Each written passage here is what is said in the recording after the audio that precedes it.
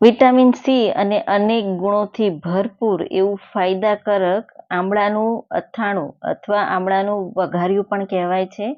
તો એના માટે મેં અહીંયા 500 ગ્રામ જેટલા લીલા કડક આમળા લીધા છે. હવે આપણે બાફીશું તો સ્ટીમરમાં પાણી ઉમેરી દઈશું. વચ્ચે આ રીતનું સ્ટેન્ડ મૂકી અને આમળાની પ્લેટ મૂકી દઈશું. મીડિયમ ટુ હાઈ ગેસની ફ્લેમ પર 12 મિનિટ માટે બાફી લઈશું. 12 મિનિટ પછી એકદમ સારી રીતે બફાઈ જાય એટલે ઠંડા કરી લઈશું. ઠંડા થાય પછી આ રીતે આપણે ઠળિયા કાઢી લઈશું. તો બધા જ આમળામાંથી આ રીતે ઠળિયા બધા કાઢી લીધા. તો હવે વઘાર કરવા માટે કડાઈમાં તેલ ઉમેરી દઈશું. રાઈ, અજમો, વરિયાળી, મેથી, કલોંજી અને હિંગ ઉમેરી 2 મિનિટ માટે આ રીતે સાતળી લઈશું.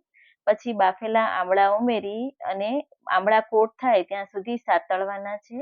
હવે એમાં 1 ટીસ્પૂન જેટલું મીઠું, અડધી ટીસ્પૂન હળદર, સંચળ પાવડર, કાશ્મીરી લાલ મરચું પાવડર ઉમેરી એકદમ સારી રીતે આપણે સાતળી લઈશું, મિક્સ કરીશું.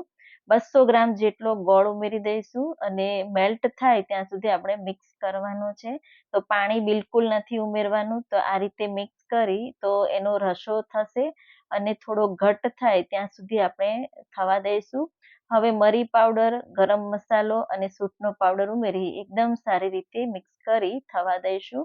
તો આ રીતે અથાણું રેડી કરી લીધું, વઘાર્યું અને આ રીતે ચેક કરી લેવાનું. એક તારની ચાસણી થાય એટલે આપણું અથાણું પરફેક્ટ છે. રોટલી, પરાઠા, દાળ ભાત સાથે સર્વ કરો. બધાને બહુ જ ભાવશે.